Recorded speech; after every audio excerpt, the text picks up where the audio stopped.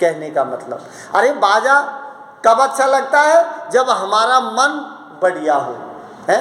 जब तो घर के अंदर से तुम भी दौड़ के गेट पा खड़े होंगे, उच के देखेंगे भाई कौन नाच रहा है, और ज़्यादा मन करेगा तो कूद बैठेंगे, हैं? ये क्या है?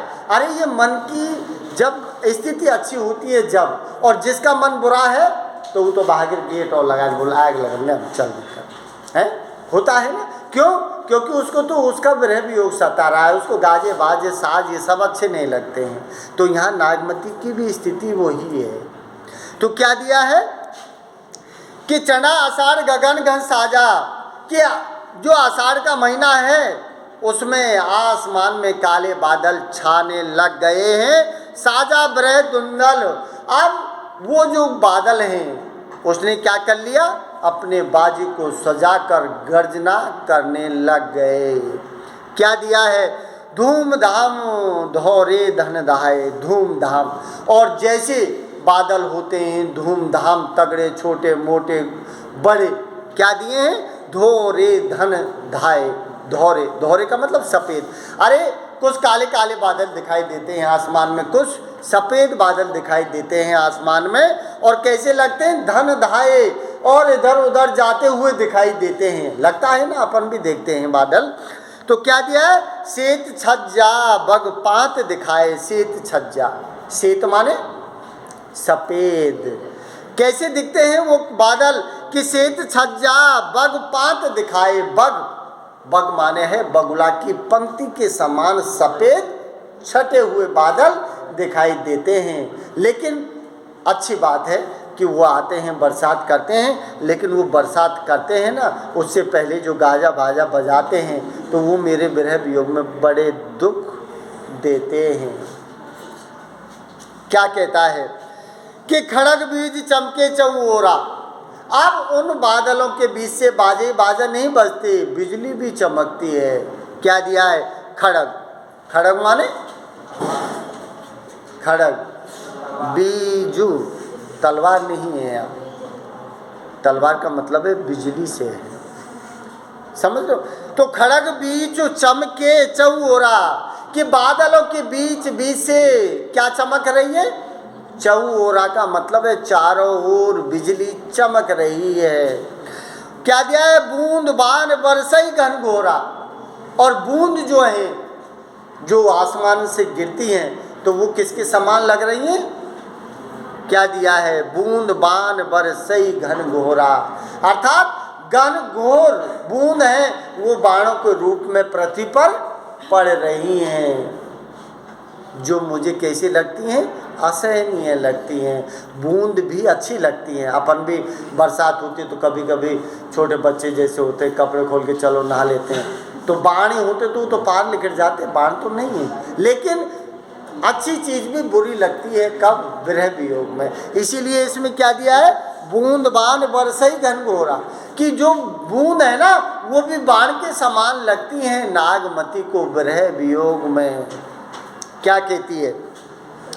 ओ नहीं घटा आई चौफेरी, ओ नहीं घटा आई चौहोरी।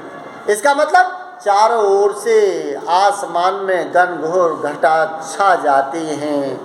और कंत, कंत माने स्वामी, कंत, कंत माने होता है स्वामी।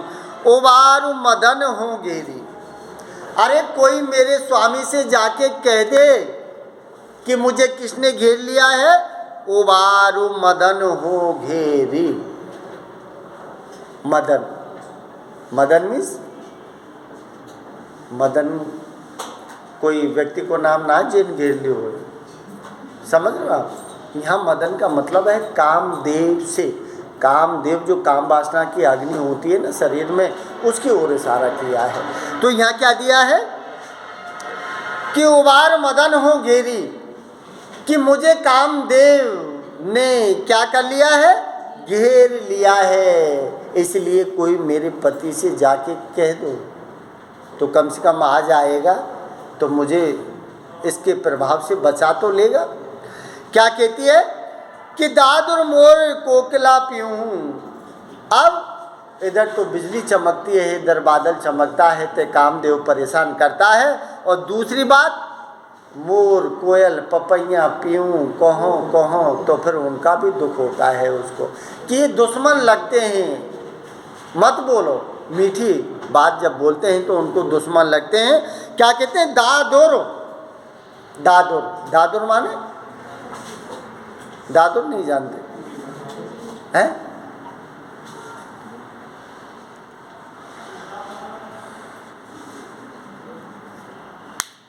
दादुर, अरे दादुर वक्ता भाई हमको पूछत कौन? नहीं सुना? दादुर का मतलब होता है मेंढक जो टर टर टर करते रहते हैं ना, वो दादुर होते हैं। तो इसमें क्या दिया है? अरे आषाढ़ के महीने की बात हो रही है तो पानी भरेगा तो फिर दादुर भी बोलेंगे, हैं? तालाब पोखर भरे तो रात भर टर टर लगे रहे, है ना? तो क्या दिया है? दादुर मोर कोकिला पीऊँ। क्या दिया है? गिरे बीजू घट रहे न जीऊँ।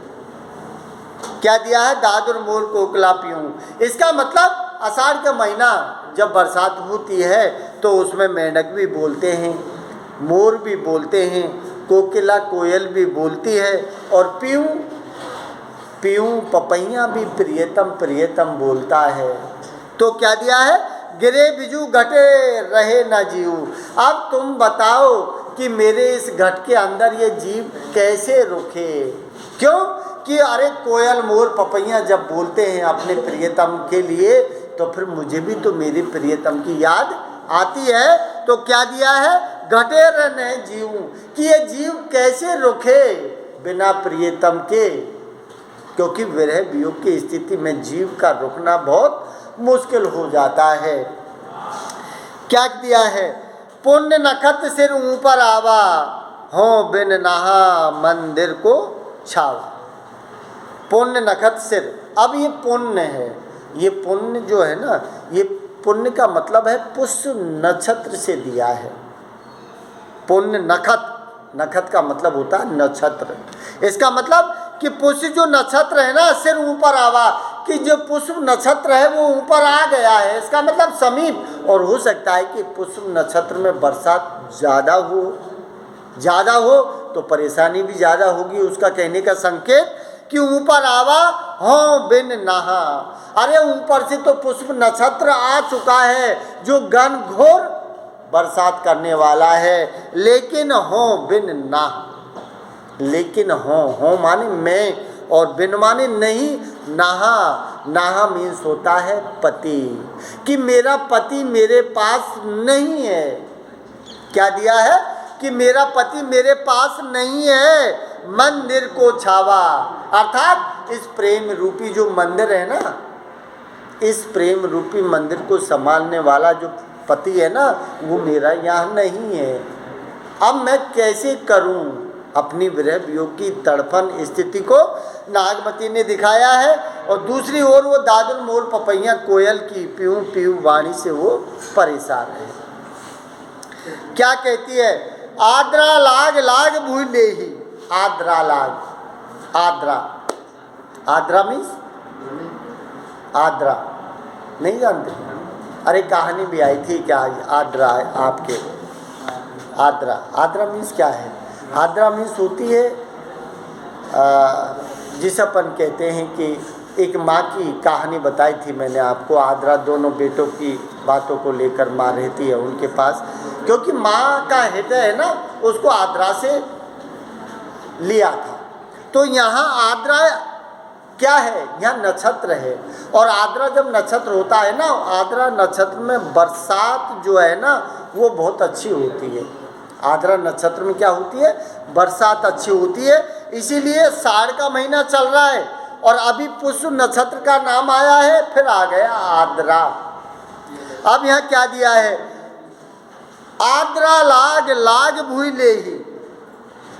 अरे पुष्य नक्षत्र के बाद आद्रा नक्षत्र लगा, लाग लग भूई ले ही, तो फिर लग भू। लग भूई का मतलब है भूई, भूई का मतलब है भूमि से, भूमि से, पृथ्वी से। कि आद्रा नक्षत्र में साढ़ के महीने में बरसात भूमि से लग गई, अर्थात सारी की सारी भूमि पर पानी ही पानी हो गया। मोई बिन पीहू को आदर देही, लेकिन मोही बिन पीहू को, लेकिन मुझे बिगर प्रियतम के बिना मुझे कौन सम्मान देगा। क्या दिया है इसमें, मोही बिन पीहू को आदर देही, कि मुझे प्रियतम के बिना मुझे कोई सम्मान या आदर नहीं देगा। इसलिए वो अपने प्रियतम विरह वियोग की स्थिति का चित्रण करते हुए, और अपने प्रियतम का अभाव है, इसलिए ये सारी चीज़ें जो है ना, आषाढ़ के महीने में जो चीज़ें हैं, बरसात हो रही है फिर भी वो बुरी लग रही है। ऐसा होता है विरह वियोग में, क्योंकि नायक नायिका के प्रेम की स्थिति का चित्रण होता है। अब देखिए 8वां, देखिए क्या दिया है, एक और पढ़ा दो। पाट महादेई हिय न हारू, पाट महादेई, पाट महादेई, महादेई का मतलब है महारानी। अरे वो राजा रतन सिंह की पत्नी है नागमती। तो पाट महादेई हिय न हारू, अरे जो सखी सहेली है ना नागमती की है, गलत सखी सहेली तो ऐसी रहे जो पामन नहीं छुड़वा दें, इसका मतलब गलत तरीके से। लेकिन कुछ सखी सहेली क्या कहेंगे, हम है ना तेरे साथ, क्यों घबराती तू, हैं, सभी तरह के होते हैं। तो अब यहाँ क्या दिया है, पाट महादेई, अरे जो सखी सहेली हैं नागमती की, वो क्या कहती है, महादेई। महादेई का मतलब है महारानी। न हारू, अरे तू हिम्मत मत हार, नागमती को समझाती हैं उसकी सहेली कि पाट महादेई, अर्थात कि तू अपने वस्त्रों को संभाल, तू महारानी है। और हिय न हारू, हिय माने हृदय से तू हार मत मान। क्यों कि हार मानने वालों की कभी फिर जीत नहीं होती। इसीलिए क्या नहीं है कि हिय न हार, कि हिम्मत मत हार हृदय में। क्या कहती हैं, समझ जीव चित चेतु समारू, समझ जीव, इसका मतलब जीव, जीव का मतलब जीव, अर्थात तेरे जीव, जीव का मतलब है तेरे मन को तू समझा। क्या कर, जीव चेत समारू, और तेरे मन जो है ना, जो विकल अव्यवस्थित जो मन है उसको संभाल, गिरने मत दे, गिरने मत दे, अपने आप को संभाल। सखी कहती है नागमती से, और क्या कहती है, बोहर कमल संग होय मेहरावार, सवर नेह मालती पहु आवा। अपनी उसके लिए क्या कहती हैं वो, क्या कहती है, बोहर कमल संग होय मेहरावा, और आगे दिया है सवर नेह मालती पहु आवा। अरे मालती के फूल को छोड़कर भौरा कमल पे चला जाता है। बात क्या दिखाइए, आगे दिया है समर नेह मालती पहु आवा। अरे मालती का जो फूल होता है ना, उसकी खुशबू, उसकी सुगंध, वो फूल अच्छा होता है, तो उसको छोड़कर गलती से भौरा कहाँ चला जाता है, कमल के पेड़ फूल पर चला जाता है। तो वो स्थिति तेरे साथ हुई है। इसीलिए उन्होंने क्या दिया है, भौर कमल संग होय मेहरावा। अरे भौरे पर जो कमल गया है ना, वो लौट के मालती के फूल पर फिर आएगा। उनका कहने का मतलब कि राजा रतन सिंह गया है ना, तो तू मालती का फूल है और पद्मावती कमल का फूल है, तो कई दिन बैठेगा कमल के फूल पर, उसको लौट के मालती के फूल पर फिर आना पड़ेगा। तो एक को मालती बता दिया और एक को कमल बता दिया, और भौरे की स्थिति का चित्रण किया है, नागमती को समझाने का प्रयास किया है सखियों के द्वारा। अब देखिए आगे क्या कहती है, पपी है स्वाति सो जस प्रीति, टेक प्यास बांध ने थी। क्या दिया है, पपई, पपी है का मतलब है पपैया, जो बोलता है बरसात में पपैया। स्वाति सो जस प्रीति, स्वाति, ये स्वाति क्या है, ये स्वाति नक्षत्र होता है, और स्वाति नक्षत्र में क्या करता है, पपैया पपैया अपने मुंह को खोलकर बैठ जाता है, स्वाति नक्षत्र में जो बूंद गिरती है ना, उसी से अपने पेट की प्यास हो जाता है। पपैया क्या दिया है? पपैये स्वाति सो जस प्रीति। अरे तेरी प्रीति जैसी है जैसी स्वाति नक्षत्र के जल से किसकी है? पपैये की है। तो पपैये जैसी प्रीति है तेरी, कम नहीं है। मत मत हार, सखी कहती हैं उससे, टेक पियास, टेक पियास, बान मन थीति। बान मन थीति, बान मन थीति का मतलब है कि अपने मन को समझा कर रखो। टेक पियास, और अपनी जो प्यास है ना उसको बुझने मत दो। अरे अपनी जो प्यास है ना उस प्यास को बरकरार के बनाए रखो। जैसे स्वाति नक्षत्र में पपैया अपनी प्यास को बनाए रखता है ना, ऐसे तू भी अपने प्यास को बनाए रखना। क्या दिया है आगे? बान मन थीति, अर्थात अपने मन को कंट्रोल कीजिए, समझाने का प्रयास करती हैं। इसका मतलब है कि मत मत हार, रतन सेन एक दिन पद्मावती को छोड़कर तेरे पास आएगा। क्या कहती हैं कि धरतई जैस गगन सोनेहा, पलट आव बरसा ऋतु मेहवा। धरतई जैस गगन सोनेहा, अब धरती पर क्या दिया है? जैसे गगन सोनेहा। अरे जैसे धरती और आकाश का प्रेम होता है, तो धरती जब जरूरत होती है पानी की, जब भी आकाश धरती से प्रेम करता है और उस पर बरसात कर देता है। क्या दिया है? धरतई जैसे गगन सोनेहा, कि जैसे आकाश धरती से प्रेम करता है और प्रेम करके बरसात कर देता है ना, पलट आओ वर्षा ऋतु में आ, ठीक उसी प्रकार तेरा राजा रतन सिंह लौटकर आएगा। क्या दिया है इसमें? पलट आओ वर्षा ऋतु में आ। जिस प्रकार वर्षा ऋतु पलट कर आ जाती है ना, ठीक उसी प्रकार तेरा राजा रतन सिंह भी सिंगलदीप से लौटकर एक दिन तेरे पास आ जाएगा। इसलिए हम मत हार, समझाती हैं सखी उसको। और क्या कहती हैं? पुण्य बसंत ऋतु आव नवेली।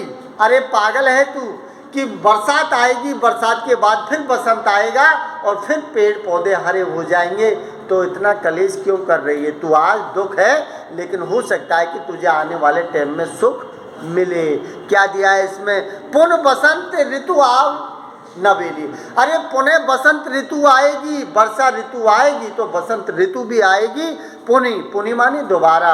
बसंत ऋतु आव नवेली, नवेली का मतलब नई नई कोमल पत्ती फूटती हैं, नए नए पेड़ पौधों में श्रृंगार होता है, और एक दिन वो सूख जाते हैं जैसे तू सूख रही है। अरे तू सूखे मत, क्योंकि राजा रतन सिंह आएगा, पेड़ पौधे बसंत ऋतु की तरह तेरा भी श्रृंगार हो जाएगा।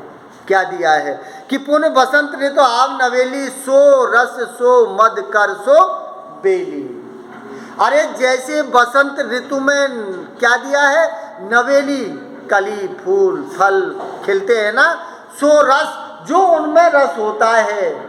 क्या दिया? सो मधुकर सो बेली, अर्थात वही मधुकर, मधुकर माने भौरा, और फिर भौरे दोबारा गुंजामान होकर उनका क्या करते हैं? रसपान करते हैं। जो भौरे छोड़ के चले जाते हैं, फिर बसंत ऋतु आती है, फूल फल कली खिलती हैं, फिर भौरे लौटकर रसपान करते हैं। तो उसी प्रकार तू भी एक दिन फिर नवेली बनेगी और एक दिन फिर राजा रतन सिंह लौटकर आएगा। समझो, ऐसे घुमाया है बात को। और क्या दिया है?